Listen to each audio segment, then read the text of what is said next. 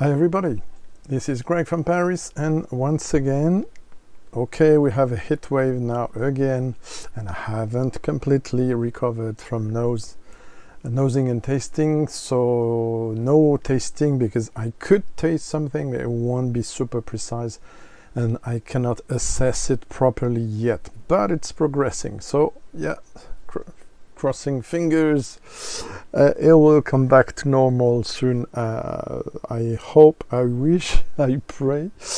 But meanwhile, while I was writing the description of the previous episodes of You Can Only Keep 5 Whiskies, blah blah blah, at some point of the comment I write, and I'm not even talking about other spirits. And when I wrote that, I said, aha, that might be interesting as well as provocative, so why stop there? Okay, this is not going to be repeated, be reassured a lot of times, but as it's been a long time I didn't speak a lot about other spirits than whiskey, except in Instagram, I thought maybe it was about time to speak a bit about it. Considering I will speak again about each one or almost each one of those spirits listed there in details for a bottle, a couple of bottles, a brand or a specific type of spirit that could be interesting to compare with whiskey. And for that, of course, I've picked 3 out of 5 of those You Can Keep Only 5, which has become bottles instead of whiskies. You can keep only 5 bottles, but not whiskies. So I divided this into 5 categories, which are extended to a few alternatives, so would be way more than 5 bottles, probably around 20.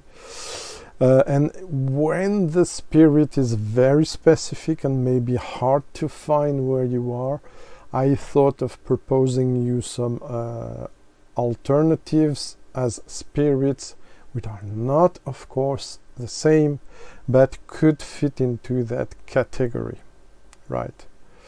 But before I do that, stay tuned, I'll be back. Right, let's start with the first category, and for the first category, and mind you, for each category, I'm not going to dig too much into historical details. Sorry, I still have my fan. Hope it doesn't bother you too much sound-wise. But I need it. It's still very hot here in Paris. Right, what I was distracted by this. What I was about to say, it's I picked 5 categories, and of course I picked 3 which have way more in common with whiskey than any other following. It's also the excuse to speak quickly about other spirits that are also, for most of them today, not all, but most of them matured in casks, and most often, not always, in oak casks. Right. First one, of course, it will be Armagnac. And again, we have the theme of keeping. We're going to browse into my collection and keeping a bit in view. I'm supposed to talk about my best bottles, but I will give you more affordable or more easy to find alternatives. And talking about the oldest French spirit, of course, I will show you bottles after. Of course, it's Armagnac, and I use this book, L'Esprit de l'Armagnac, by Frédéric Lebel, to show you the map. So it's west, south of France, and here's a map that gives the categories of Armagnac, bas-armagnac. We do the link between the two words. Bas-armagnac is on the west, then you have Armagnac Ténarèse, and then you have Haut-Armagnac. The 3/4 of what you will find in the market is bas-armagnac. It's the most successful is the most common.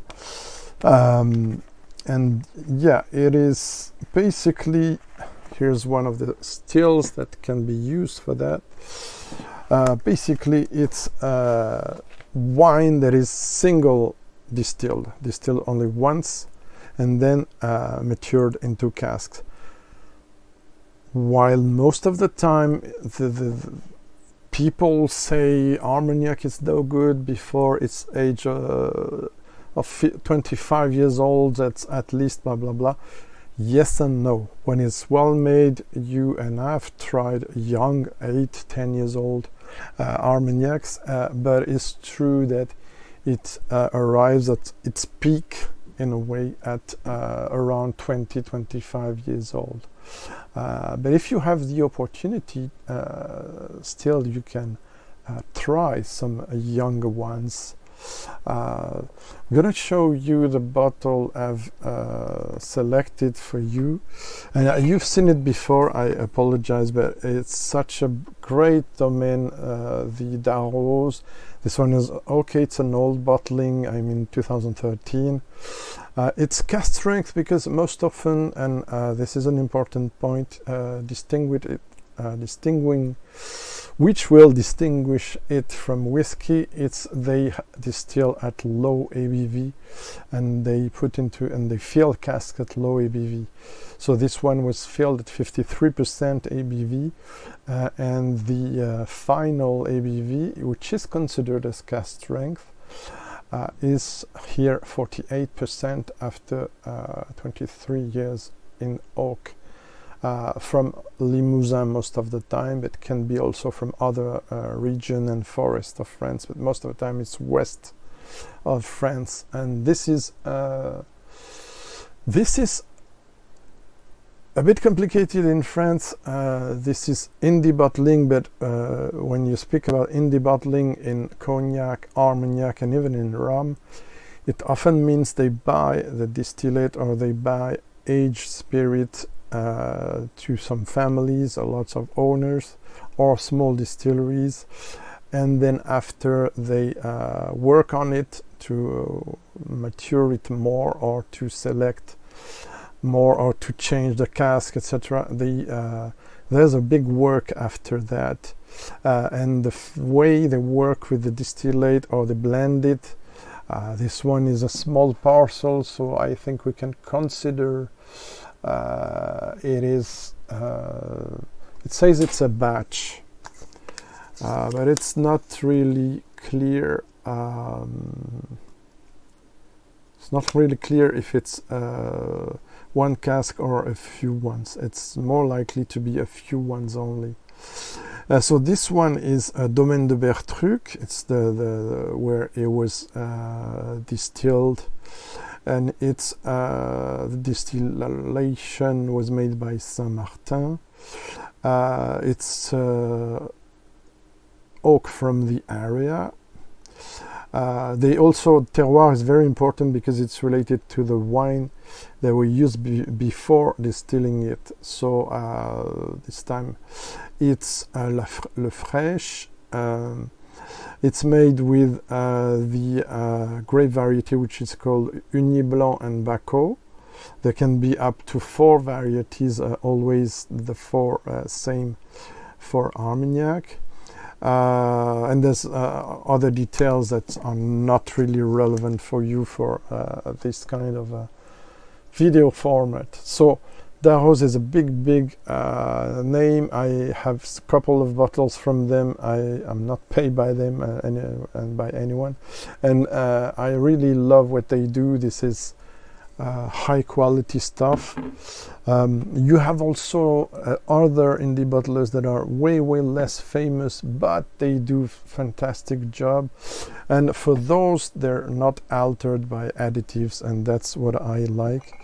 So this is a half bottle, but I have another bottle which is almost finished with a lower ABV. It's a question of when it was bottled, etc., but it's the same. This is Baron du Prada. This is a 35 years old vintage 76, and this is bottled at 45% with no additive, light chill filtration like the other, and no color added. And look at this, this is profile wise, this is very close to some old Stratilas, 25 to 50 years old, 49 years old. I had the chance to try from Gordon and MacPhail, of course. This has a lot of ripe fruit, dark fruit. This is very oaky, but it's on the edge of being too oaky, but still beautifully complex and rich. So this is, but this retails around 100. The rose was around 70 because it was its old stock that they get rid of where I found it, so it was 69 euros rather than 100, which should have been, excuse me. Now if you want something more polished, more classic, more 30%ish, more available, I will advise you Lobad, which is a bigger brand. This is 50 cl bottles. Why? Because this brand does armagnacs that are often very mellow, very sweet, very nice. And also it's a fantastic self-gift or gift idea because they do a lot of vintages. In another video I showed you the EXO, but this one, 50 cl bottle, comes with this nice wooden box, and you have the vintage in it as well. So this makes a really great, it's not the season, I know it's not Christmas or this kind of period, but why not? Now I showed you Armagnac. Armagnac is from 15th century, it's very old, 700 years, and we're going to move now to a century before, where cognac was born. And cognac, mind you, I also have a map. I don't have a map for all spirits, mind you, today. So here you have a map of France, and yeah, I know it's small, I'm sorry. And with this disposal I can't do anything. Whoops. Yeah, this is still very, let me show you. This is a map of France, and you can see here it's very west and on the Atlantic. And basically this is, sorry, these are all the regions where you can do, it's close to the Atlantic, you can do cognac. There's different parcels giving different kind of cognac: Grande Champagne, Petite Champagne, Borderie, Fin Bois. The Grande Champagne is in red here, so it's the center. It's near to the town of Cognac, of course, but also Saintes, where I've been visiting several domains. I'm gonna go to this shortly. The Charente is the area, and Angoulême is on the east. And if you go a bit more south, that's right, south, you got Bordeaux, which you have all the wines that you know. Yeah, okay. So these are the kind of very particular stills they have, pot stills, but alambic Charentais, it's called Charente, is the area. This is double distilled, and this is also distilled from wine. But it is a bit different profile wise. You will have more solventy, floral, fruity, I mean non-ripe, for the let's say 10-20 years old cognacs. Gonna show you something very exceptional I had at the, not distillery, but it's almost distilleries, like I said, for Armagnac. Grosperrin, Jean Grosperrin is the founder. Guillaume Grosperrin is the son who is currently running the company. I went to visit his warehouses and also a blending lab. I also did a training course. I forgot to show you the sample, but will be for another occasion. I did participate to a masterclass of blending in 2012, and it was absolutely epic. It lasted 4 hours I think, or 5, I don't remember, and we did 7 different versions with 5 casks. The younger was 9 years old, I think, and the older is here, and I fell in love with it. That's why I got a bottle. So this is a 41 years old cognac Grand Champagne at cask strength, 55.4, and it's more likely to be higher because it was bottled with the, it's a long story, with a label already for another version, but it's the same small batch. It's just maybe a different cask. This is absolutely gorgeous. Look at this color with no additives. This is very lightly chill filtered. I saw how it does that, and this is as pure as you can get it. Even the filtration is almost this is very natural. Voilà, c'est ce que je voulais dire. So was bottled in 42 years old, sorry, distilled in 1972, bottled in 2014. It's batch 326, and it's cask strength. I give you a tip there. For very old cognac that cannot have the certification, its very regulation are very tight, where you cannot be 100% sure of the vintage it was distilled, the date it was distilled. They use a trick, which is they don't say it's 1972 vintage, but they say it's 72, number 72. So in Armagnac and Cognac, this trick is often used. So if you see something like that, it's not mandatory, but there's a good chance it belongs to the year of the 2 last numbers. So this was around a bit less than 200 euros. It is now way more, but it's still under whiskies of that age, and it can beat some of them. So very fleshy fruits, apricot, peach, very nice tea, Earl Grey tea, some dark caramel as well, some very nice very nice oak. It's fantastic. I will review it later on when it will be fresher.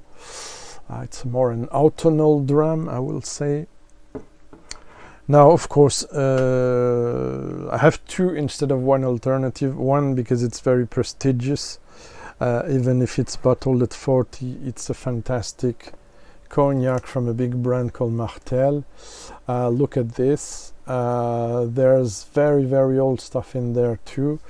It is this, well, the previous one was demonstrating what is genuine whiskey cognac from only 1 or 2 or 3 or 4 casks, cask strength, etc., etc. This one demonstrates the art of blending a lot of casks, and also it's a core range reference, which is crazy. The quality is very high. We're in very fragrant oak and very sandalwood, very exotic fruit and flowers, also dark ones.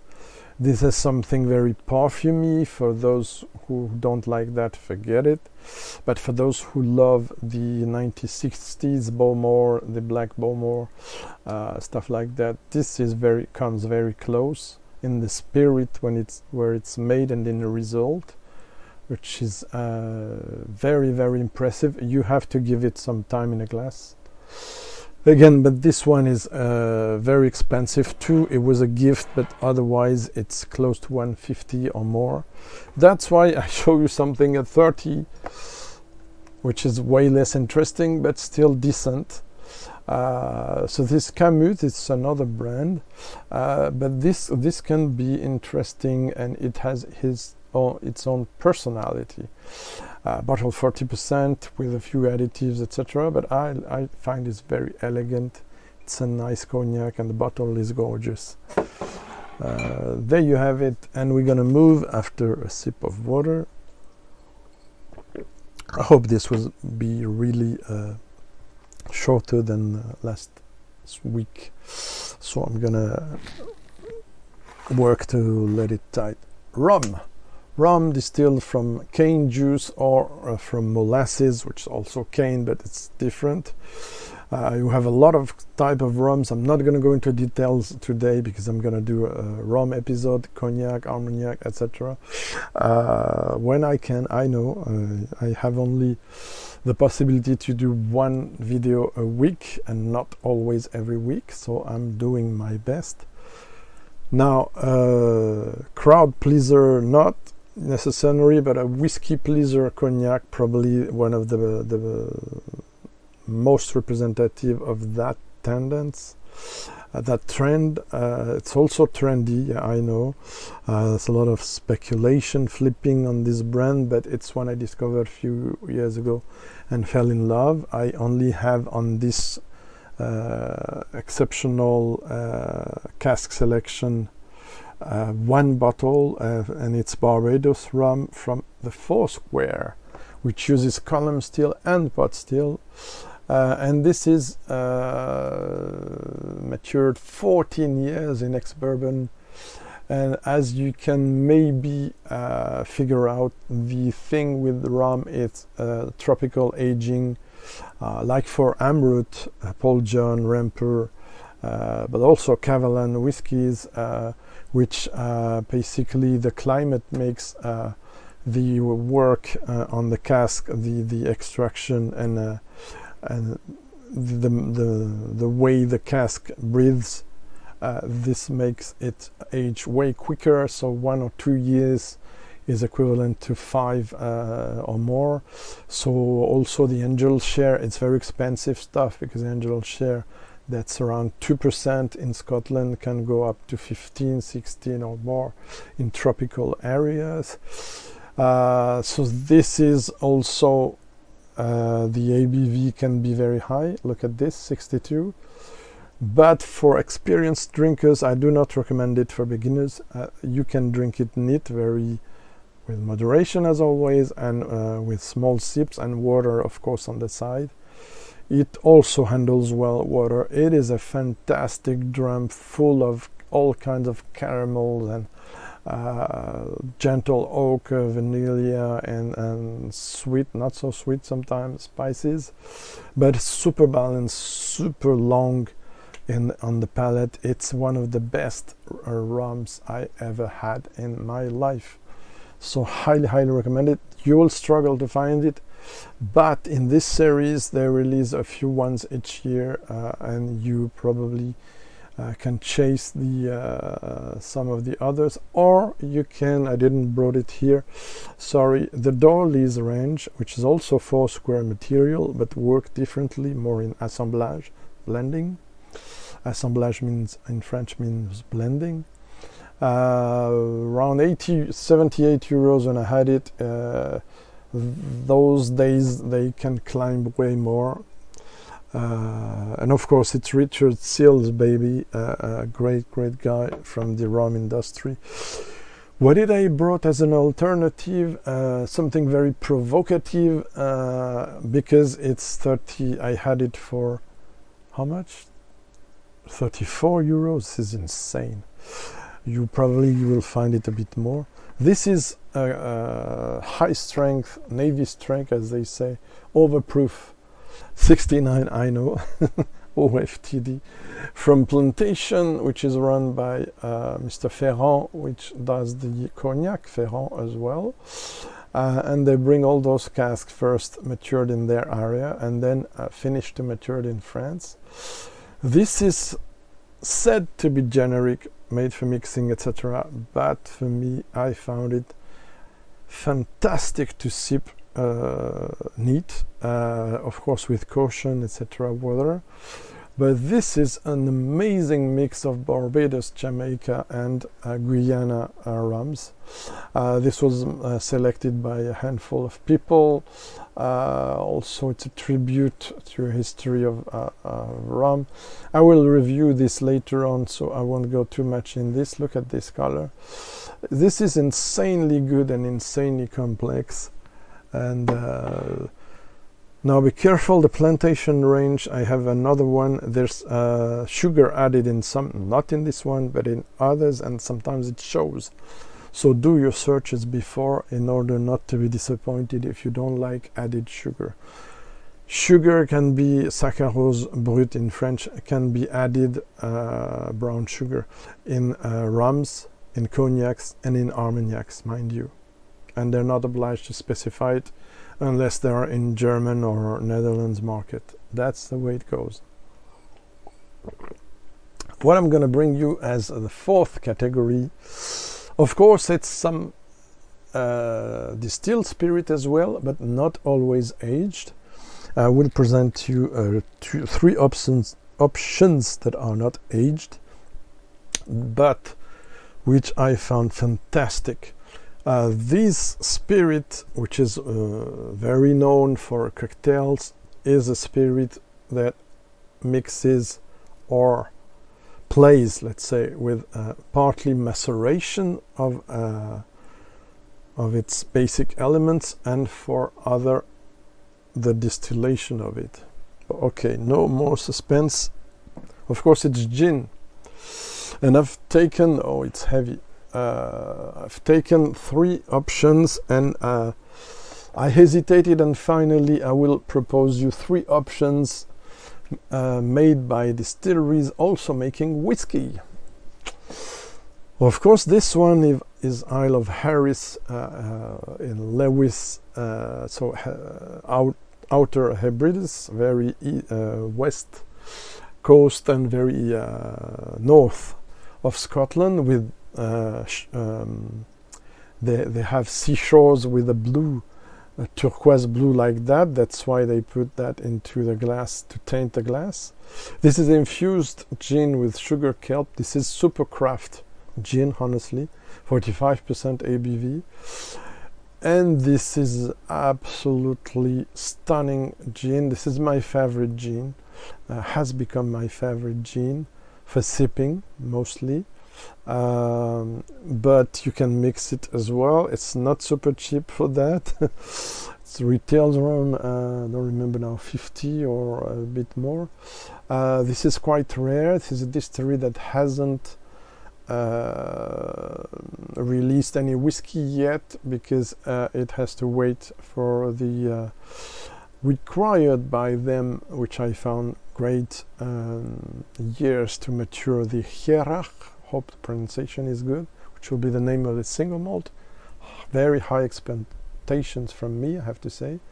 This is super delicate gin. This has something so maritime, but also sweet, that reminds me of the best Taliskers. So that's, I had to show you this masterpiece. There's no other word for that bottle. And also look how gorgeous it is, the cork with the you can check out where they are on the map with all these numbers. So yeah, this is great gin.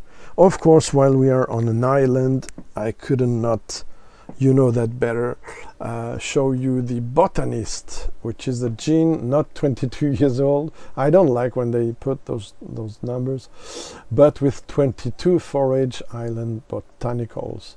And it's Isla dry gin. The other was also a dry gin, mind you. This is bottled at 46, yes. I tried 2 or 3 months ago in a show some beautiful cocktails with it. I spoke about it a bit, maybe on Instagram, not sure. Yeah, this is a fantastic gin, also using local materials like the Isle of Harris. So very mellow, a bit more spicy than the other one, a bit less complex, but beautiful one, very well made. So highly recommended as well. One of the stars of the show I went to before I got that damned C word, and I only had time to open it, but after. So I cannot tell you too much now, except when I tried it in the show and I really fell in love with it, with a very subtle combination of citrus fruit, a bit of lavender, a bit of aniseed, I'm not sure. Very well made. It's Cotswold, it's English dry gin, unchill filtered, bottled at 46 as well, I think. Never remember. Yeah. It's a small batch, 7,800 bottles. It's made, of course, by the Cotswold distillery doing whiskey, single malt whiskey that I have two, and I will review them as soon as possible. This is fantastically complex, mellow, and very lot of personality. All three are very distinctive, and it's also it's one of the most awarded gins, and it's highly recommended. I could have showed you also a Japanese gin, but I have something else to show you about Japan. So good transition, Greg. I'm going to speak to you about a spirit that I discovered a few years ago, but only really this year in a show where they did me a kind of mini masterclass, and I was so impressed that I bought two, and I'm glad I did, because even if I bought them a bit after I had the C word, I tried them in the show, and when I came at this show, I knew the program, the stands, which companies were there, and I wanted to try them the most in the purest form. So when I went to that fantastic show, it's called Cocktail Spirits, where they do cocktail in each stand, I said, okay, I'm going to visit this stand first of the show of any other. It will be my first dram and second dram, if I may say. They're not whiskies, and I was impressed. It's an indie bottling company, but they're very craft one, and they do SHOCHU.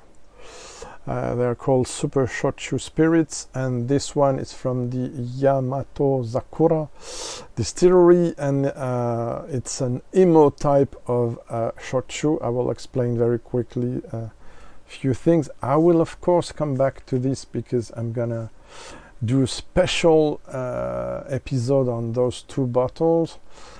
Very quickly, SHOCHU is distilled spirit that needs water, that needs yeast, that needs koji, which is a kind of mushroom or mold, which helps for the fermentation, and then another ingredient, which is for this one, it's the other one with the rice. Okay, it's sweet potato, but it can be with the rice. Usually there's 5 or 7 possibilities, but it goes up to 50 different base as an ingredient to distill. I tried one with barley, which was very interesting, but a bit too roasted for me. They do buckwheat as well, as the French distillery, La Distillerie de Minière, who does buckwheat whiskey. Shochu, so some Japanese distilleries use buckwheat, but for the basic ingredient for the shochu. They can use also brown sugar, which I didn't know. Okay, let's forget the Japanese equivalent names. I have them, but when they use Japanese rice, they're still called shochu, but if they use, it's strange, I know. I got this little leaflet explaining all this from the brand. It's in French, but you see shochu, how it's written, and awamori. Awamori, it's the name of the same drink, but when it is made with Thai rice, so rice from Thailand. So you can also do shochu with like sweet potato, like here, or chestnuts, sesame seeds. Lots of different possibilities. Shochu dates from awamori, dates from around 1534, according to this company, and shochu from 1530 approximately.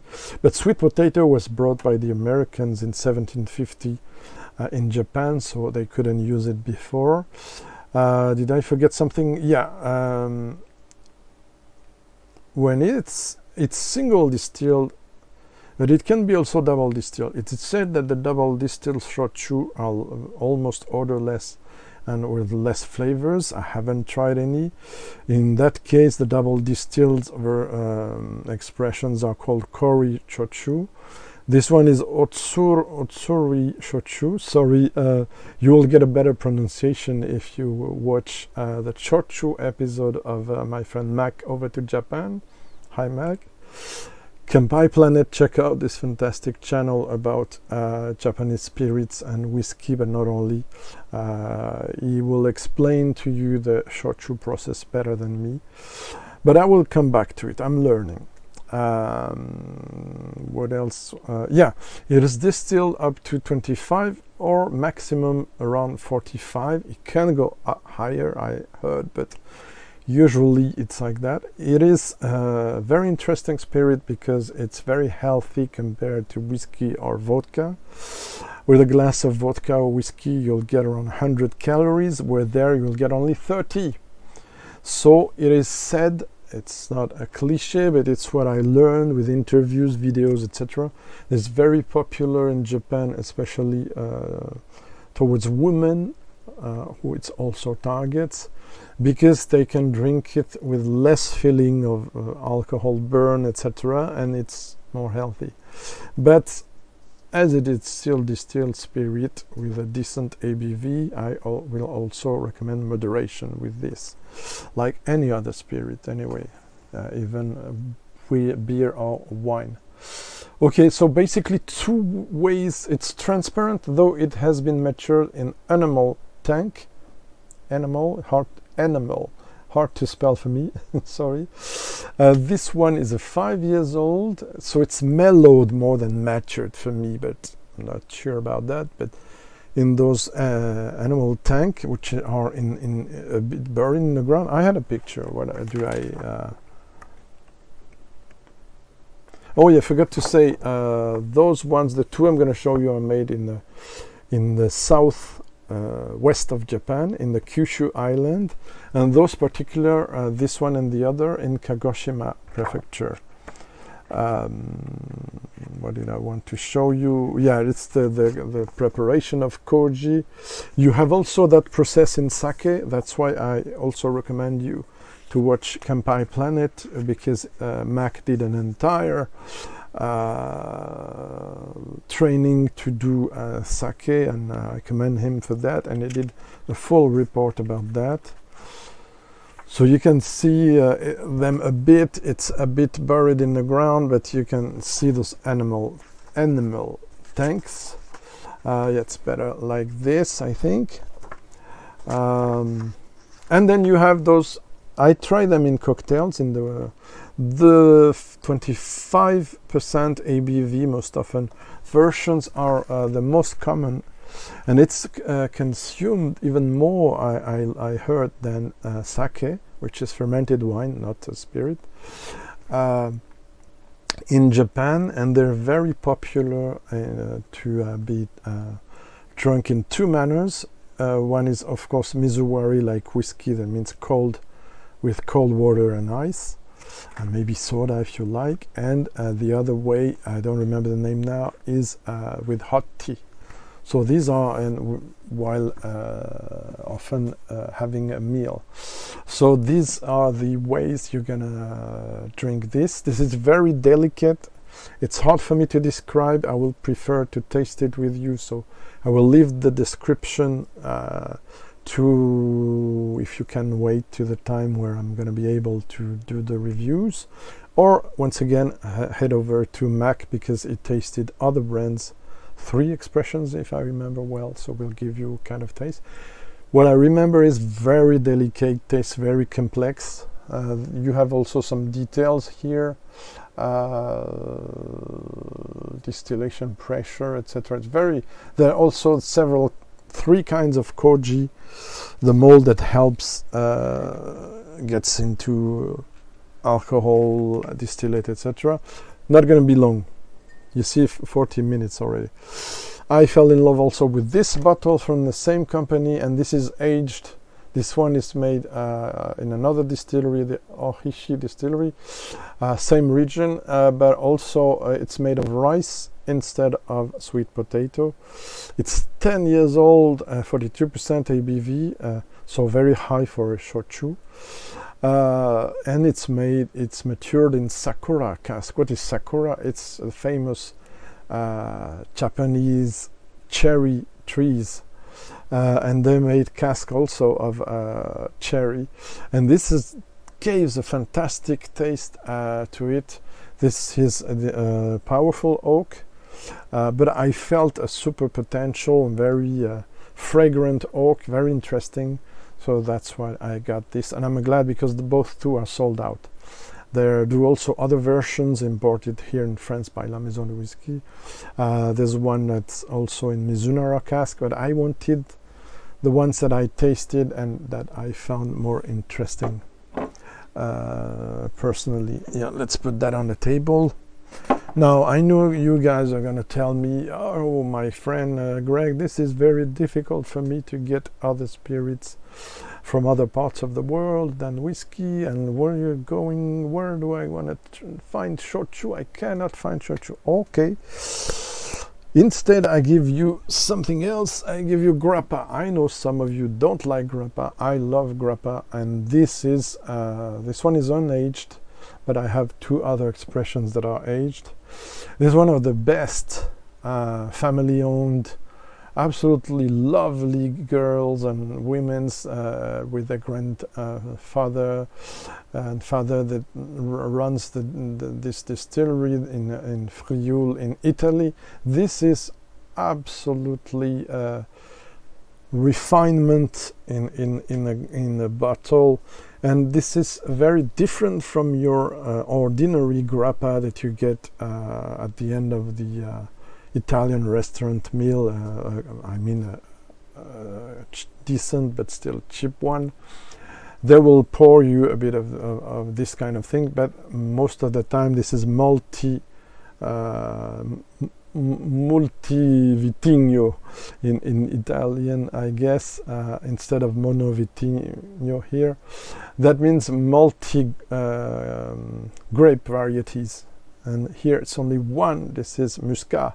Moscato di Nonnino is the name of the product. From Nonnino is the brand company, and yeah, it's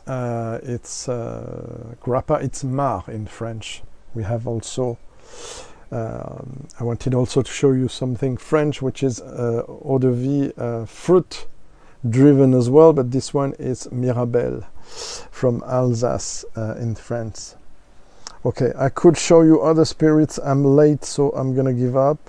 But just finish with this and tell you this has some great fruity notes. Of course, it's very distinctive. Grappa is some close to resinous wine in taste, but it has something more delicate in that case. Is bottle 41, yeah, or ABV, 41 ABV. But I really recommend, you can Nonnino, you have Cellini, you have Polo, you have Berca, I think. So Bocchino, lots of great brands doing some great stuff in Italy. So not only wine. Quickly, of course, I couldn't not evoke this, which was one of my first love. It's a liqueur with 27 different botanicals and spices. Benedictine, you have also the Chartreuse. These are digestive liquors, but this was one of my most important meeting, if I may say, before I got to whiskey. But if you read you have read my website, you know what it is all about. I could also have showed you apple brandy from France, which is called Calvados. This one, very nice, 18 years old, over 18. And I will finish with something trendy as well.